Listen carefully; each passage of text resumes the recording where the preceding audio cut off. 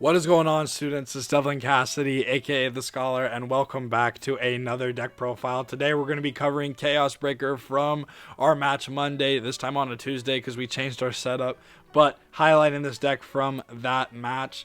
The list has changed since that match just because, again, for some more testing. I think I finally found the groove that I really enjoy, and I think this deck has some really good merit into the upcoming format for the Tri format. So if you are thinking about taking Breaker, maybe this list is for you. But before we get into this profile, if you guys not have yet entered my giveaway for the white double deck box, this beautiful deck box right here, please go to the video thumbnail that you guys see up here. And I don't know why that dropped, but it's okay. That you guys see there, and go enter, ask a question, like the video, and subscribe if you have not already. And the winner will win a white double deck box as well as a personally made item by myself as well, just to give back to the community. I'm very thankful for you all. And if you guys still need any wonderful, amazing TCG products, you know, if you like the mats, the sleeves, everything I'm rocking with, please go shop with dankritual.com. They keep my gaming accessories looking absolutely fantastic. And if you need any cards as well, please go shop with Kingslayer Cards. Use a promo code SCHOLAR, save 5% off on your order. They get everything right with you, and it is a very, very wonderful store to support, and I'm very thankful that I've gotten to work with them this time. But let's, without further ado, get on into the profile. To start the profile here, we got the big boy himself. We got 4 copies of Chaos Breaker. Chaos Breaker is the staple. He's really, honestly, a fantastic card. Able to steal your opponent's gift markers and turn them into your own force markers is why, for those that are newer to premium, why he does not have a gift marker but is still a V series card. That he will generate force markers for you over time. So when your opponent unlocks a card, you can Soul Blast one, retire that card, and then for every card you retire, you can draw 1 card, but then grab 2 gift markers and make them force markers. So it's very strong. So much can be said about him. But his also cool thing, an application that he has into the premium format right now, is that he can also pseudo deny the history collection turns. So if your opponent likes to use those, even going second as a setup, you can ride him going first, counterblast 1, lock a rear guard, give them a force marker, and that prevents them from going into their history collections and getting the full value because they've received an imaginary gift this fight. So very cool card. Again, I'm absolutely so thankful that this card exists, because who knows, man. This is awesome, but definitely the main staple of the deck.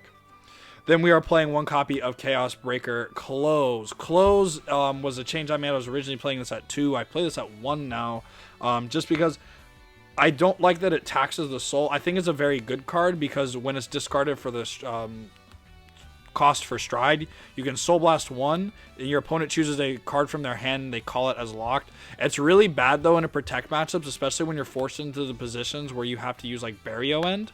And unfortunately they'll just call the protect marker, then the Barrio End place happens and they have to get like 10k in a crit, so it's just kind of rough. But overall this card is pretty solid. Again, like, there's no reason to not play it, plus it's a 5th chaos name if you need it for like the Ghidorah matchup or whatever, so it's perfectly fine to play at the 1 of. And then to round off the grade 3s, we're playing 3 copies of Freeze Ray. So this is essentially like Link Joker's Hanali to an extent.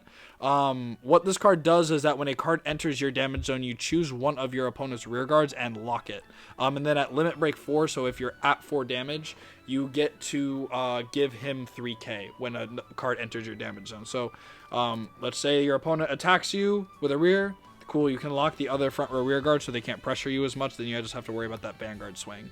Very stable card, very old card, but a very good one at that. There's no reason to like necessarily not play this, because I think this is one of your really better matchups into a lot of the high aggro like Spike Brothers, Grand Blue, a bunch of stuff that has fading rear guards. This like really makes your opponent have to play really awkwardly around the Freeze Ray, and so that's why I think that it has just such good merit in the format itself. So I think 3 Freeze Ray is absolutely phenomenal.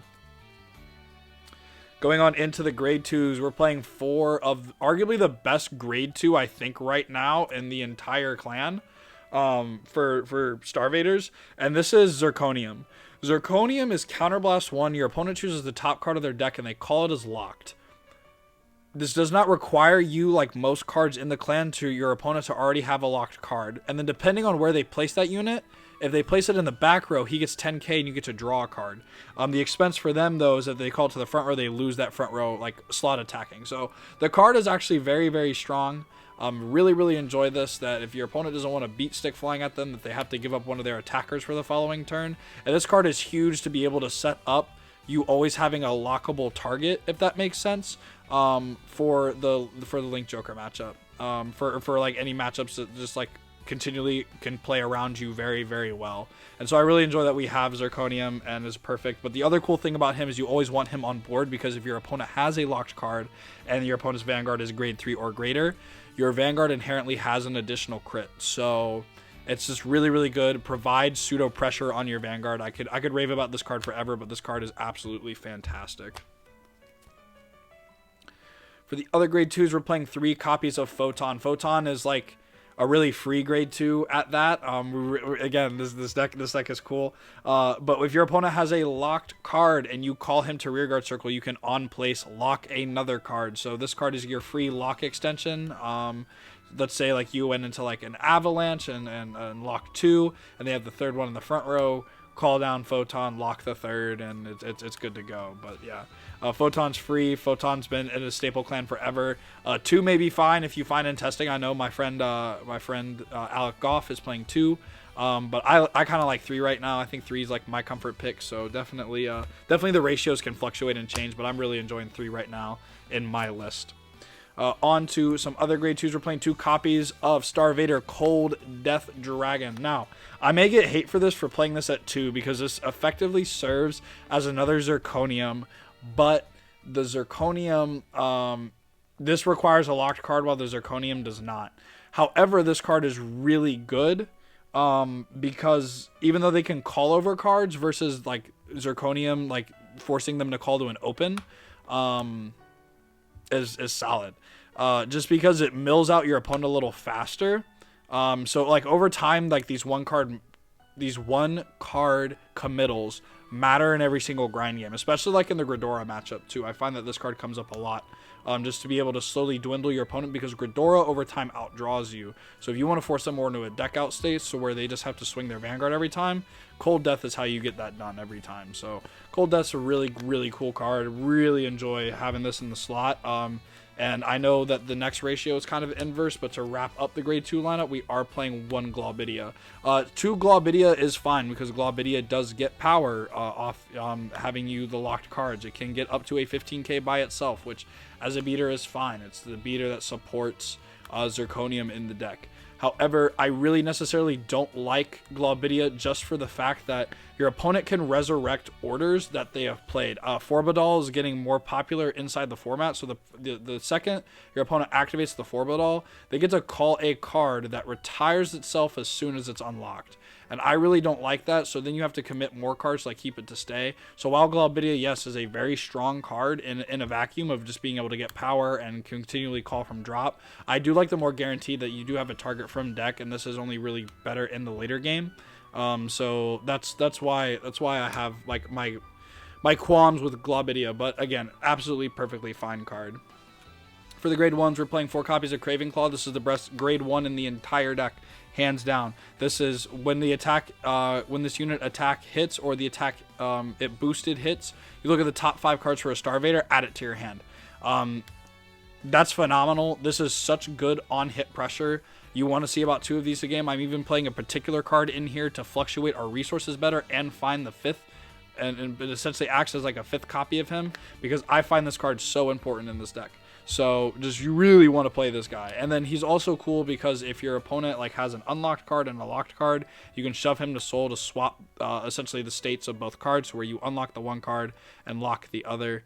Yeah, I can't stop raving about Craven Claw. This card is hands down like a really cool design card, but B, a really well like designed card in terms of like how its balancing works. So I really appreciate that it has that aspect. For other grade 1s, we're playing 4 copies of Lady Battler White Dwarf. Perfect card, for real. Being able to find your Chaos Breakers or your Freeze Rays are really important. So you want to play this. Plus, this is a 13k beater. So sometimes it is bigger than most of your grade 2s, so you can just literally plop it to a force marker if you've made some and have like a 33k beat stick or 23k beat stick or however force markers you made. But just having something free that's that big is very nice. So we really do enjoy having access to Lady Battler. Before we get to the text, I'll just go over the PG lineup real quick. We are playing 2 copies of Thorium and 1 copy of Elementaria. Thorium operates like Elementaria because if your opponent has 3 or more locked cards, you draw a card after you pay the cost to choose one of your Starvaders from not being hit. And then Sanctitude is the free PG against anything that has triple drive. So these are really good. These serve as essentially like 1-card guards. And I really appreciate that. So that way we're not like negging too hard for that little PG sweep in the grade 1 lineup. And plus the Thorium is searchable off the Craving Claw too. That was something I was like finding like I really kind of enjoy that I can find PGs off the top of my deck. Off Craving Claw if I need them in some matchups, like particularly against Grand Blue, because like the bad bounty turns, if you can't get both front row circles locked, it's kind of an issue where you need to find the one for like the 1 Skull Dragon they call off the bone. So yeah, it can get tough like that. 2 copies of Crunching Deleter Baral. So this card is actually really good. It prevents Grand Blue from going like countercharge crazy, because there's sometimes where you punt them, they use like 3 of their CB and they call back Grenache to do the double Grenache play with the G Nitros and retire cards off their board. Well, if they can't call over the cards that you've unlocked and not opted to kill to grab gifts and draw cards, you can just call the Bolaro and be like, cool dude, at the end of your turn you're not countercharging and none of your stuff's flipping face back up. So it's actually really important that this card is in the list. I find that it's really important against the Grand Blue matchup. It's important against other matchups too, but just keeping your opponent's board locked and not having to spend additional resources just to relock the board, so you just keep that pressure, overall is really good. Plus it's a little booster that you can call. So like cards that you can keep on the board for a long time is really good. So we like to just play 2 of him because it's like 1 activation, like especially after like a regular glue ball turn is pretty strong. And then I know everyone's wondering where this card's at. I do have a copy of the Mineral Promo Lady. Preferably I would love to play 2, but 1 is honestly fine. Like 2 is the optimal. And honestly you can cut the next card I'm about to show you for the second one. I only had access to 1, and that's why it's the 1. But this card is insanely crucial to have at least a copy of, just because it is literally a unlock a card, rip the gifts like enabler on Chaos Breaker. Like this card is so good. So please don't sleep on her. And then of course last card in the main, 1 copy of Carbon. Because when your opponent has a locked card, you can shove them to Soul. So again, now it's Soul for Chaos Breaker, and you get to go grab a Craving Claw from deck. Like who wouldn't want that? That's so good. So you get on hit pressure with him. For the trigger lineups, for Stride crit, pretty simple. We love to stride and go into our broken strides in this deck.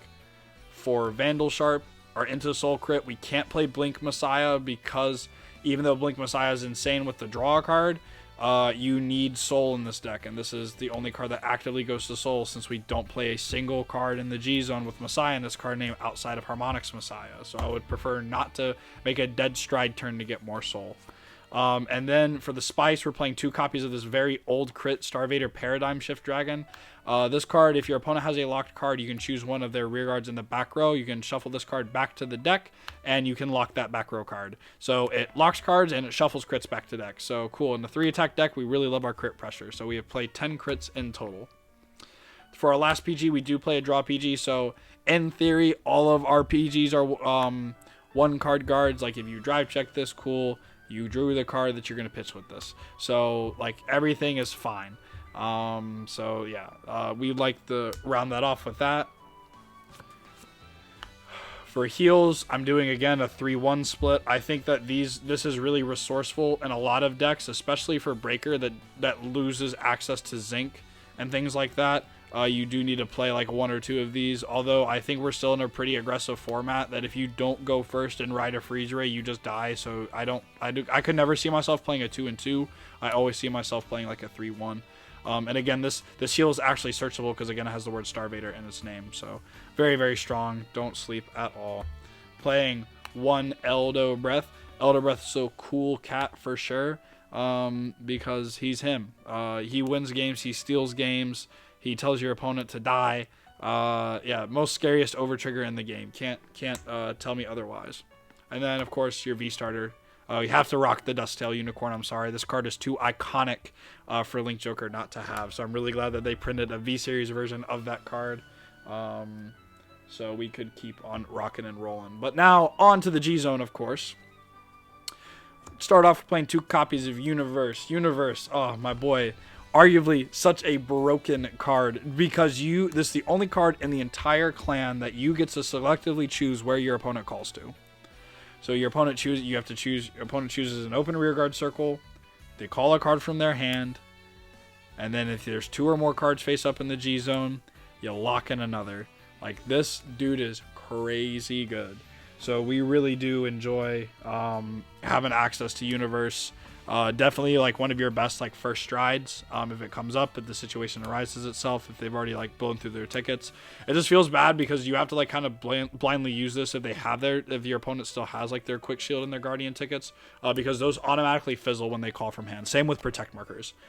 Any substitute like order or substitute ticket card gets immediately wiped, while normal orders and normal like blitz orders and stuff like in the main deck will stay until they're unlocked.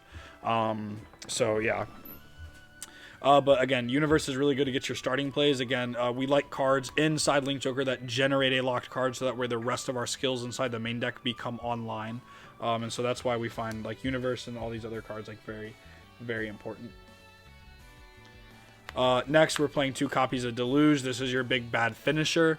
Deluge is Soul Blast 1. Flip a card face up in your G-Zone, discard a card at GB3. And then if you have a heart card with Chaos in his card name, your opponent chooses 2 cards from hand, calls them as locked.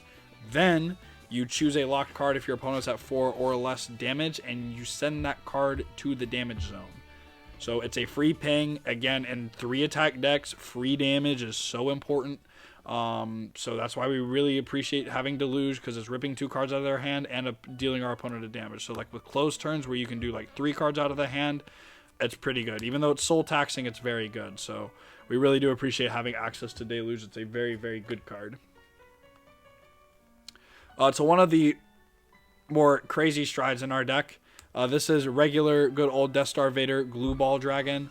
Glue Ball is Soul Blast 1. You flip a copy of itself face up in the G zone, and you get to lock your opponent an opponent's rearguard for every face up card you have in your G zone. So again, pretty crazy. And then Glue Ball gives your front row rear guards plus 3k for every locked card your opponent has. So like at most, if they're not an Excel clan, it's like plus 15k. If you haven't ripped the gift yet, it could be more for that. So again, Glue Ball, fantastic card. No reason to speak on it illy.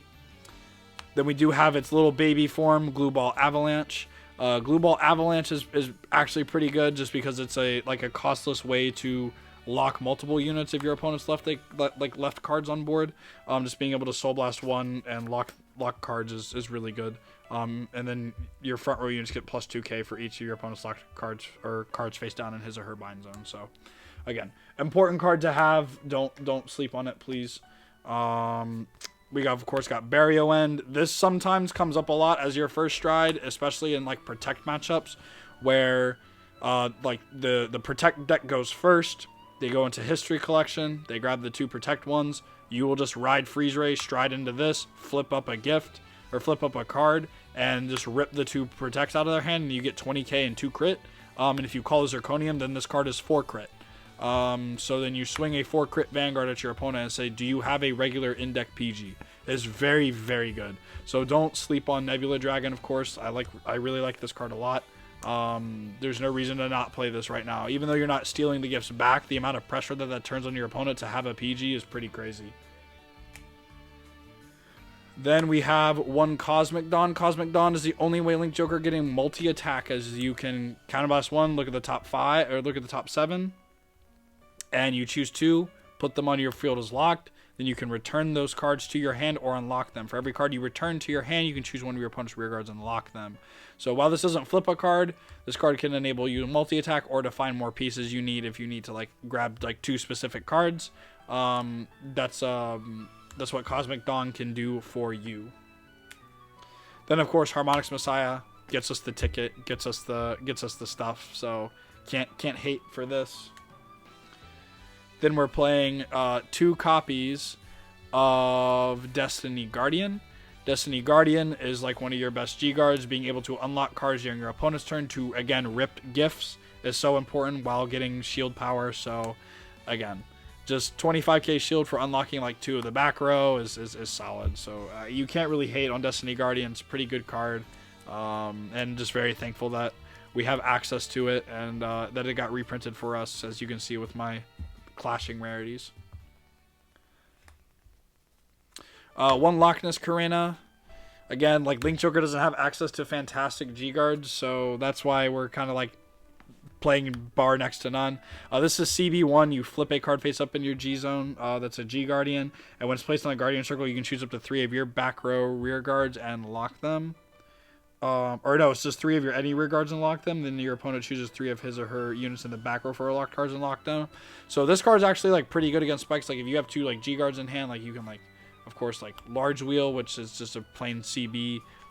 Your opponent chooses a card in the back row and lock it, and then like go into this, or just like go into a Destiny Guardian and then just go back into a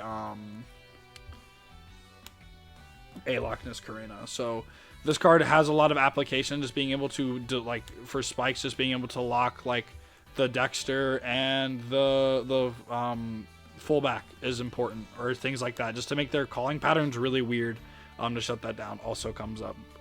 Just that's why Loch Ness Karina is good. And then Cosmo Wreath, big wheel, does its thing too. And of course you always go Force 1 in this deck because your numbers are very lackluster.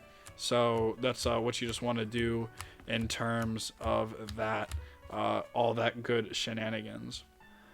But that is going to do it for today, guys. Make sure, again, if you guys have not entered the giveaway, to please go do so. Thank you all so much for 1K. It means so much to me that you guys have enjoyed my content, and just really love me talking about, deck profiles, the meta, like everything. As I really just want you guys to grow and get better as players, to get inside like the mind of people that really try to play this game competitively, for my own testing and for everything. So that way you guys just keep raising the bar. So that way you can get that top for you or your team or whoever you're repping this season. And then make sure you guys, like, comment, subscribe, all that stuff. Go shop with Kingslayer cards too. They're an amazing team sponsor. I love those guys. I can't wait to see them in a few weeks. A vlog is coming soon. Do not worry. But with that being said, I hope you all have a wonderful rest of your day and a wonderful rest of your week. God bless. I love you all, and take care.